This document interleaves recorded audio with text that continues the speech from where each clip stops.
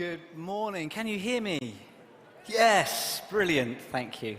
I'm glad you can. It's good to get a thumbs up. Well, I'm getting louder all the time. Amazing. Well, good morning, everyone.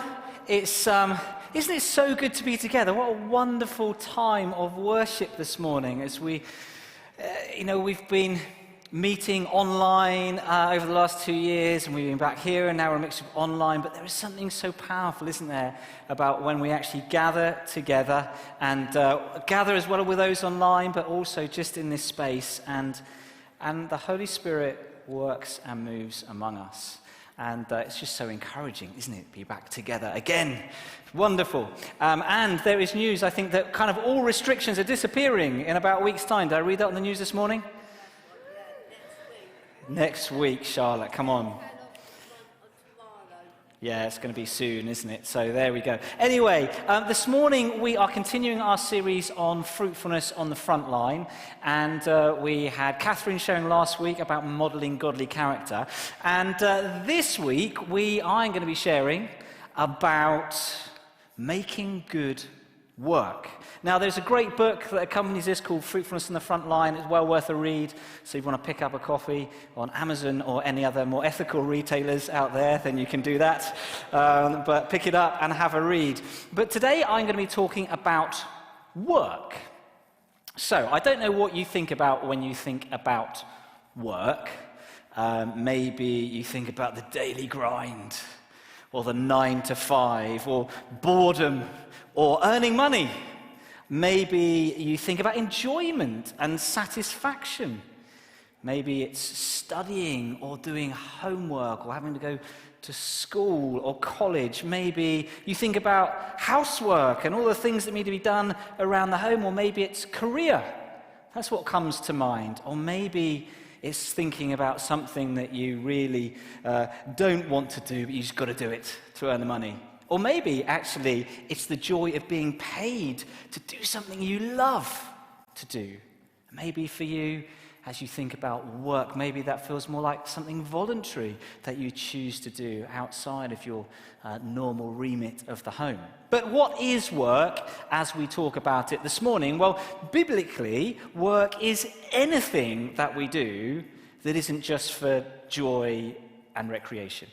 So, work could include taking the bins out. Whose job is it here in the household to take the bins out? Yeah, yes, we have some families, don't we, where some person has the job, the bin job. Others where it's, shared out, or who, in our family it's just whenever the bin gets so full and no one else has done it, then whoever gets the bin last has to do it. Bad luck. Anyway, putting the bin out, washing up, maybe doing the cleaning. It's normally Sarah. Caring for those who we have responsibility for, maybe for the aspects of the care we give to our children or to elderly relatives or people around us. It can be volunteering specifically, can't it, in terms of perhaps working in a charity shop, giving debt advice, volunteering with the community cafe, even volunteering here in terms of what you do on a Sunday morning, serving on different teams. And of course, work is also something that for many of us that we get paid to do, and we spend quite a lot of our time doing. Now, the wonderful thing, considering so much our time is spent doing work, is that actually it really, really matters to God. Whether it's a big thing or whether it is a small thing. So whether you are working for the UN and negotiating world peace, and I'm not sure anyone in this room is doing that right now, but we do need prayer for that, don't we? Whoever's doing those big jobs like that. Or whether it's actually just making a cup of tea for a friend or a colleague or a housemate. Work matters to God. Paul said this when he was writing to the church in Colossae. He said, whatever you do, work at it with all your heart as working for the Lord, not for human masters, since you know that you'll receive an inheritance from the Lord as a reward. It is the Lord Christ you are serving. He doesn't say only if you're doing something important or significant or that makes a huge difference in the world. He says whatever you're doing. So working for world peace at the UN matters to God.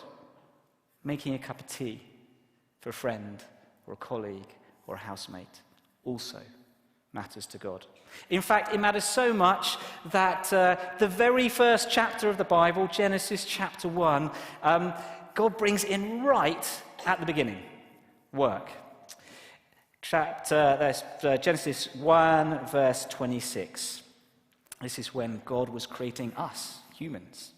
Then God said, "Let us make human beings in our image to be like us. They will reign over the fish of the sea, the birds of the sky, the livestock, all the wild animals on the earth, and the small animals that scurry along the ground."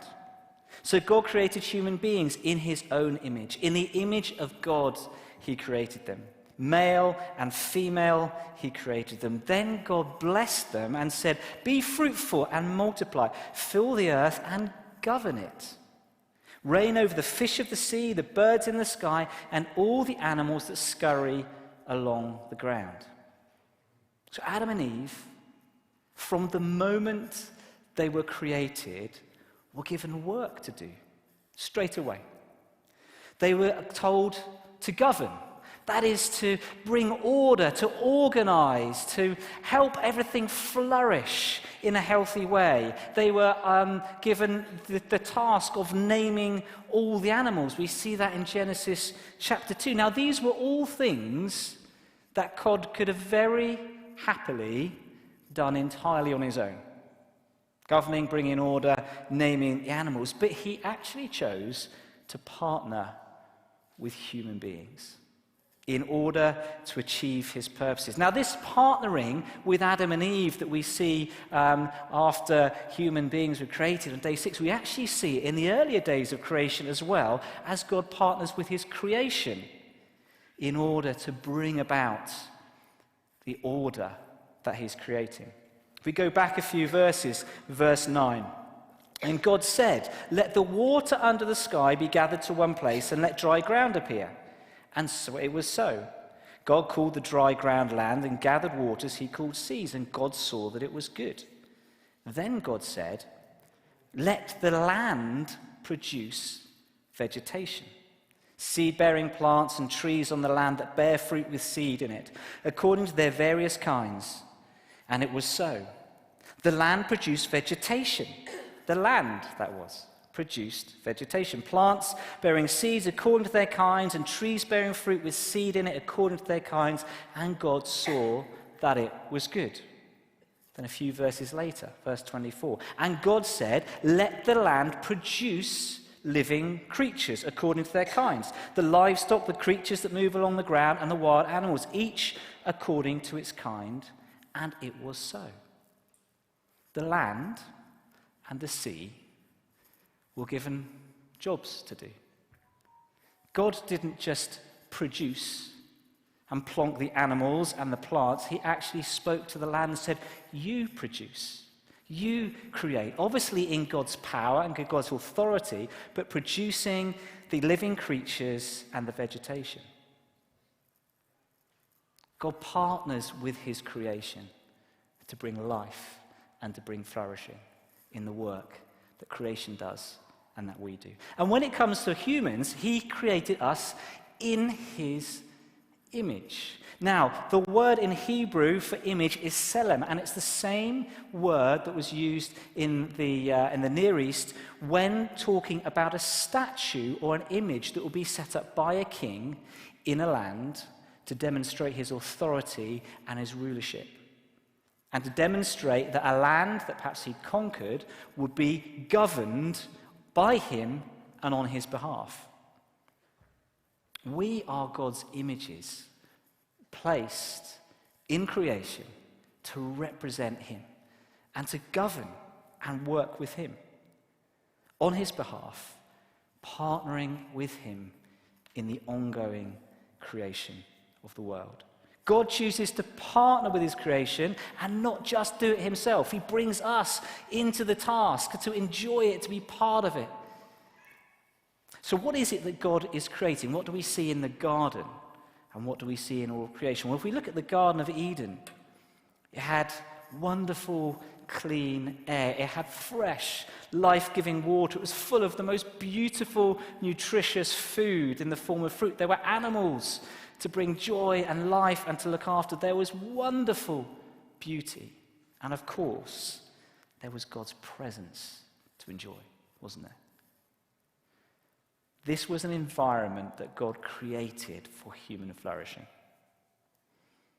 And humans, you and I, are given work to partner with God, to help create environments where humans can flourish. And by working in that context, we ourselves, as we partner with God, flourish. Because actually, part of our purpose is to work, to do good work.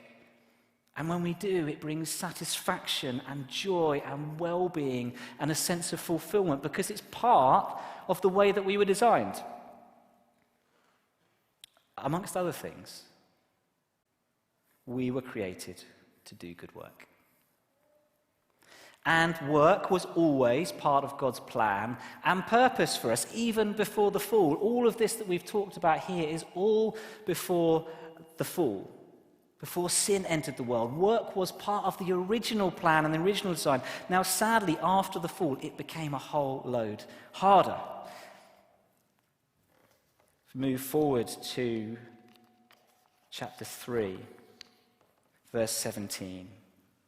We read these words. Cursed is the ground because of you. Through painful toil, you will eat food from it all the days of your life. It will produce thorns and thistles for you, and you will eat the plants of the field. By the sweat of your brow, you will eat your food. After the fall, this experience of work just became so much harder. Didn't have the same life in it that it had before. But ultimately, God designed work as a good thing to bring out our flourishing and the flourishing of others. And work still serves that purpose today, that God-given purpose. Creation today flourishes as animals are looked after, as people are fed and clothed, as humans are given shelter and education, as music and beauty is created. So we flourish. So take food as one example. Now, God wants people to be fed. That's part of the very natural way in which we flourish, when we have good nutrition.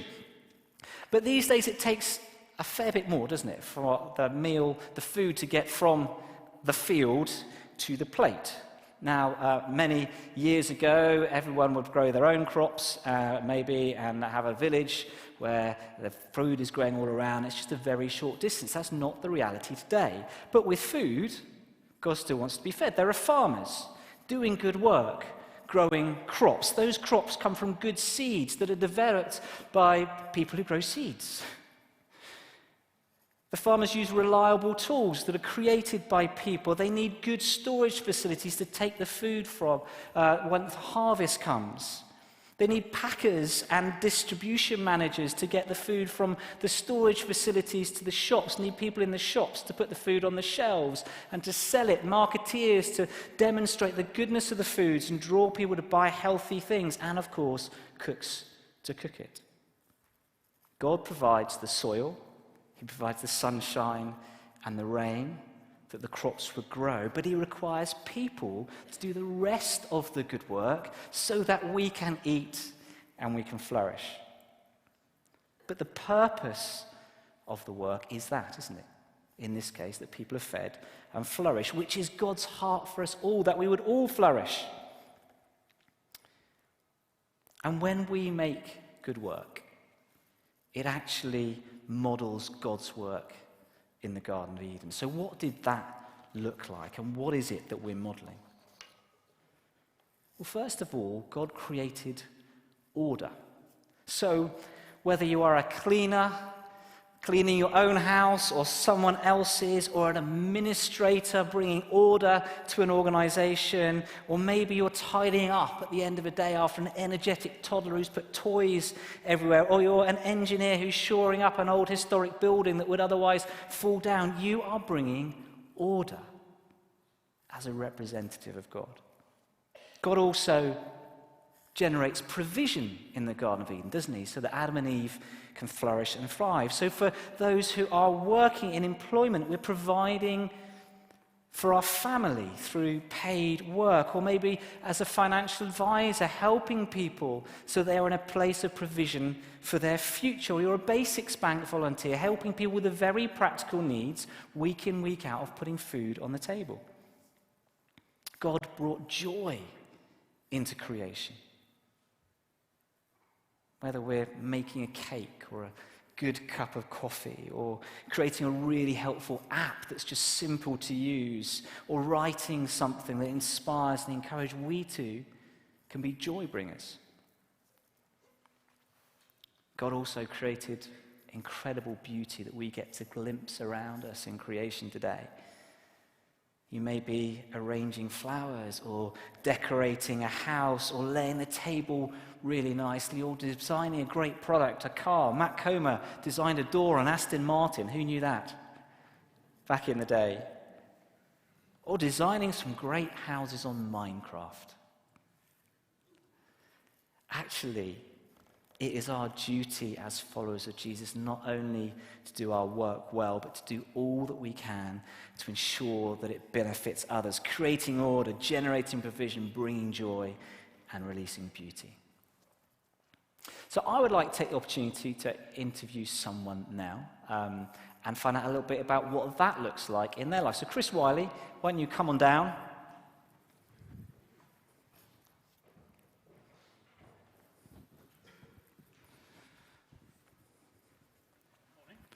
Good morning, Chris. You good this morning? Yeah, good. Morning, everyone. Good. So, Chris, why don't you tell us, what is it? What do you do for work? What does that look like for you? So I'm director and co-founder of a software business called Zamzar, and we basically write and sell software that helps people manage their files, computer files, and convert them to different formats, that kind of thing. Started in 2006, co-founded it with my brother. There's about 7 employees now, kind of dotted all around the place. So we've got 2 of us in Southampton, a guy in York, someone in Birmingham, someone in Germany. So it's kind of all over the place, really. Yeah, and that's kind of the high level. That's good. And so what does that involve sort of day to day for you? What does that look like? So for me personally, I was impressed that you mentioned making cups of tea earlier, because that's definitely a big part of my role, is keeping the troops happy by making lots of tea. That's an important thing, I think, in any job, isn't it? So, yeah, I guess for me, I wear lots of different hats. So primarily, I kind of concentrate on talking to our customers, finding out what they want in kind of the software that we make, ensuring that they're kind of new features are getting developed, and then kind of managing our developers to help them kind of build those products for customers. But inevitably, you kind of wear lots of different hats in a small business. So on any given day, it could be HR or a legal thing or a finance thing. So yeah, lots of different bits and pieces going on really for me.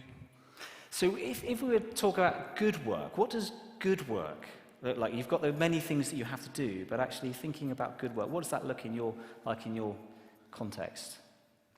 I guess probably for me it's a couple of things. One is, I guess we've all used kind of computers in this room and kind of had the moments where we're using a bit of software, doesn't do what we want it to do. We kind of have that rage against the why are you doing this? I didn't ask you to do that. So I guess a big part of my role is trying to build software that doesn't do that. So basically doesn't make people shout at their computers and get frustrated and want to throw them halfway across the room. Because, you know, if your software is used by a lot of people and you're directly responsible for them having a bad day, it's not amazing, is it? So yeah, a big part is kind of, just creating good products, creating great software that is easy to use, that may not give people joy, but at least doesn't cause them to launch a computer halfway across the room. And then I think the other big thing is kind of the people on our team. So the guys that work for us, I guess it's just really important that we create an environment that they can flourish in, that they're kind of able to sort of use the skills that God's given them, that they can kind of express themselves, be happy, kind of that we can be flexible about the hours that they work, the kind of other responsibilities they have to their families, and pay them well and give them interesting work to do. So, yeah, that's a good day at the office, as if we've done those two things, probably. That's great. And how do you partner with God in your work? What does that look like? Yeah, I think that's quite a tough question when you're sitting at a computer writing a bit of software. It doesn't always feel like, I guess if you're perhaps maybe in a more caring profession, it's kind of easier to think, oh yeah, I'm really hearing from God for this person, but less so for a line of code on a screen. But yeah, I suppose sort of I kind of pray for our employees, kind of that they kind of have interesting work to do, that we can kind of have insight into what's going on in their lives and kind of help them and encourage them. Occasionally I'll pray for a customer. If there's a frustrating customer that's emailed me and I need some patience with them, then might send up a small prayer for them. But yeah, it's kind of something I'm working on, to be honest. I think I've got a bit of a tendency to kind of compartmentalize. I'm very good at praying for things in life, family, friends, situations that are going on, and ever so occasionally I remember, I can pray about work as well. Kind of get reminded of that and do that. But yeah, I think the main way of kind of partnering with God for us is kind of just creating a business that's sustainable and kind of we act with integrity, so we're kind of demonstrating some of the values that are kind of in God's character, kind of hopefully in the way that we treat customers and employees and run the business. That's brilliant. Thanks, Chris. It's really good to hear from you. Thanks. Sounds like a good company to work for, doesn't it? Might see if there are any jobs going later. So, our duty, as I mentioned before, as followers of Jesus, is not only to do our work well, but to do all that we can to ensure it benefits others. And just wonderful to hear from Chris about that sense of his heart as a follower of Jesus, that what he does brings benefit to others. It's not just about getting money in for himself and his family, but how can he use his skills and his product to bless others, both his team and customers. But how do we do that? How do we work well and hard for Jesus without getting into that trap of just being carried along in the conveyor belt, chasing after success and more money and becoming achievement-driven and performance-based and just becoming workaholics? Because we know that that's not a healthy way to live. Well, I think what really helps is when we understand who it is that we're working for, when we're working for God. We're not working for a demanding, hard-to-please boss who is chasing us with targets and expecting performance out of us. Actually, we are working for a loving Father who worked hard for 6 days, putting this universe together as an act of love, and then took a day off to rest and enjoy what he's made. And our work too should be an act of love for our loving Father, an act of love towards the people around us that it impacts.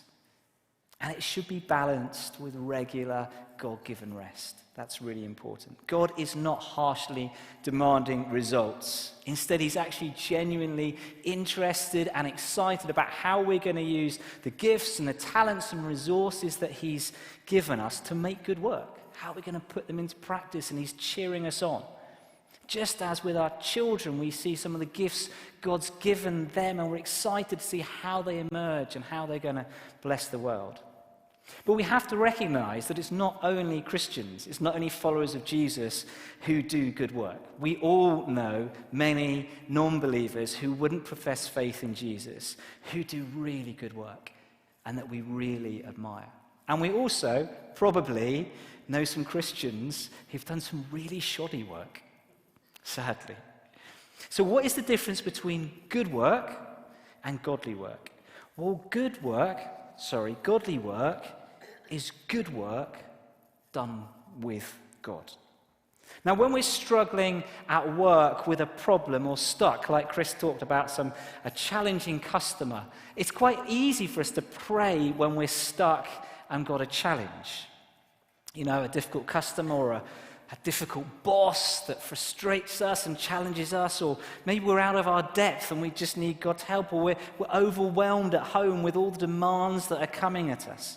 It's easy in those moments to call out to God and to pray and ask him into our situation. But often when we're doing something we're good at, something that we find quite easy and enjoyable, it's quite easy in those moments, isn't it, to do things in our own strength and not to invite God in.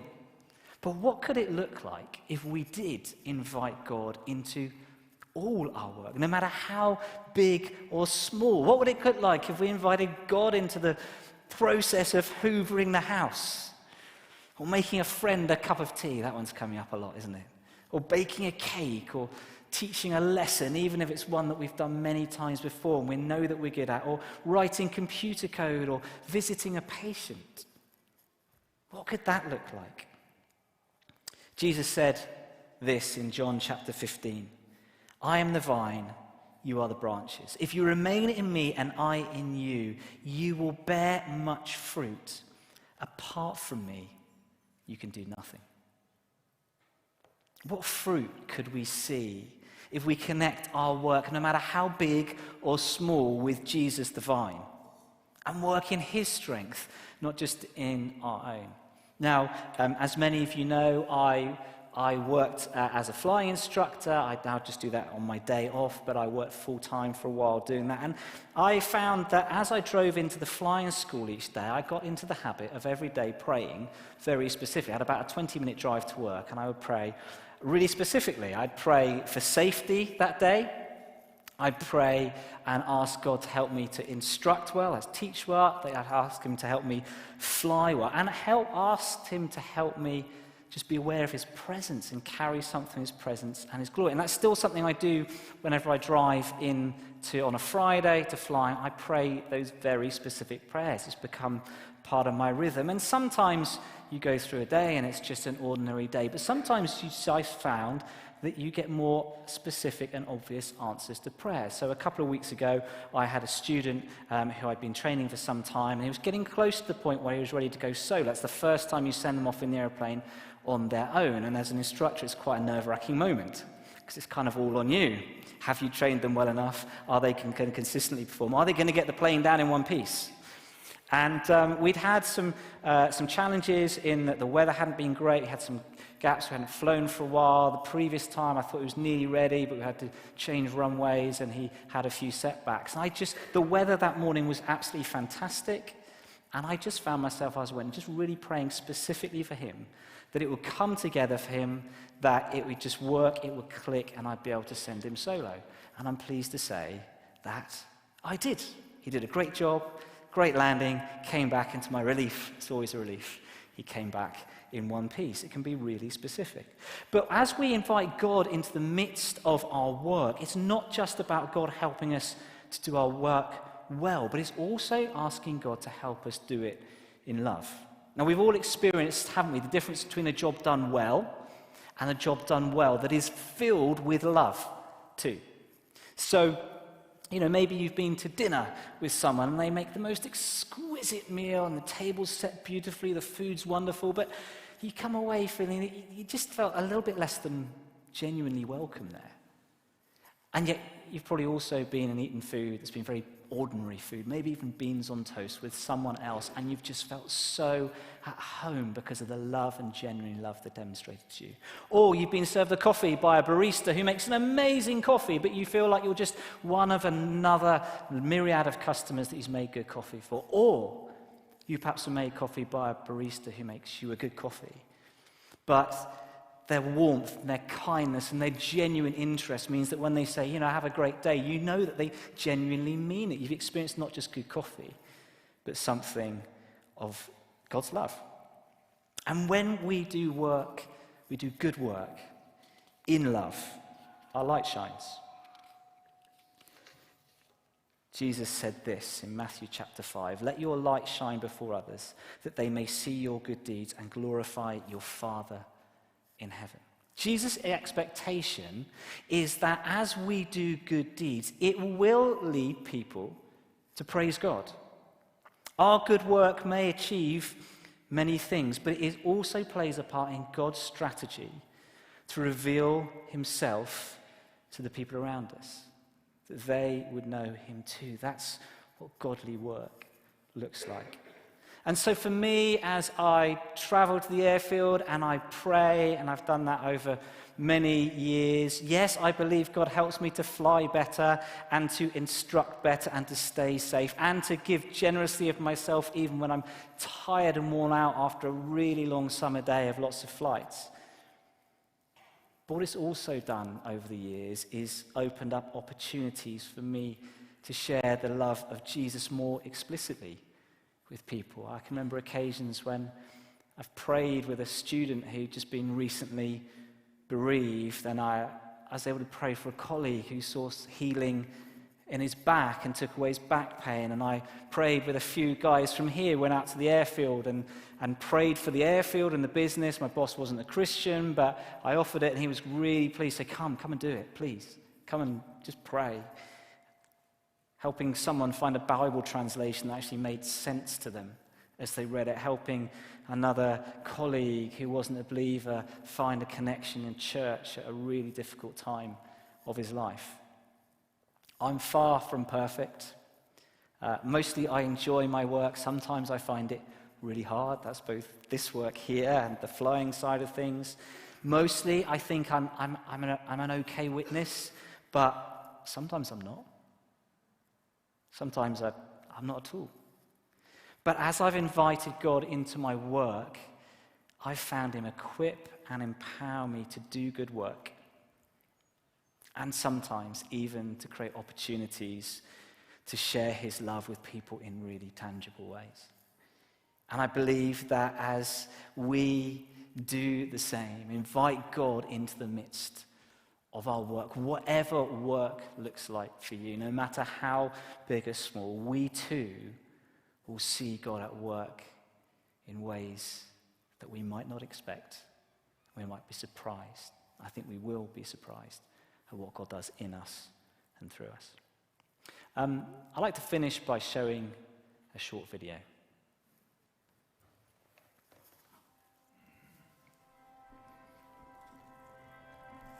I'm just a florist. Got a small shop. Nothing special.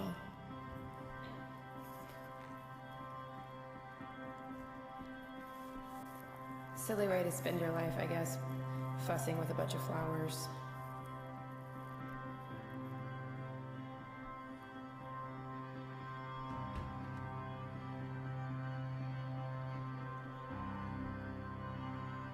Sometimes I wish I was good at something else. I don't know, a doctor or a missionary. Someone who really helps people.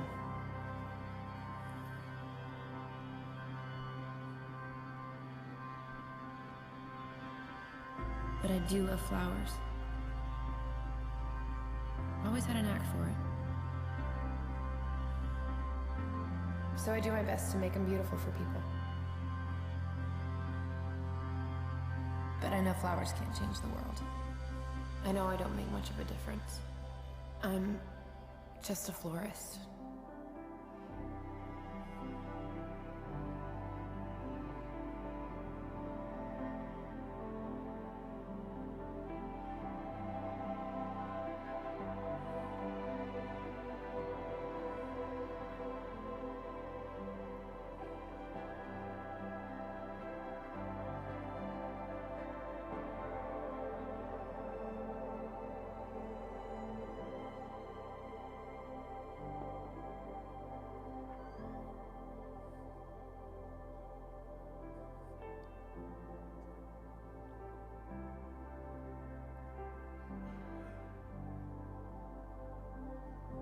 I'm just a florist.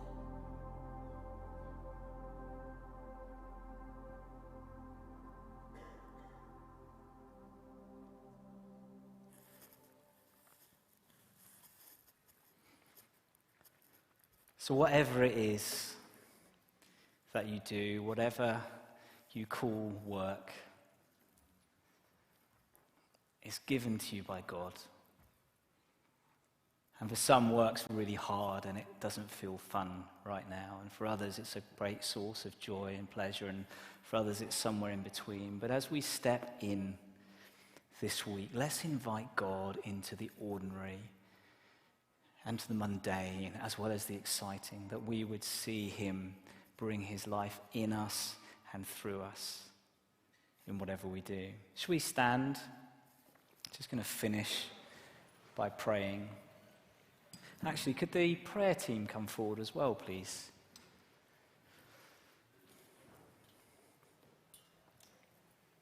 So just wanted to offer prayer with the prayer team. If you're struggling with work at the moment, if work isn't fun, if it's hard, if it doesn't feel particularly good, we'd love to pray with you that either God would bring breakthrough and change it, or that he would give you fresh resources to discover his joy in it in a new way.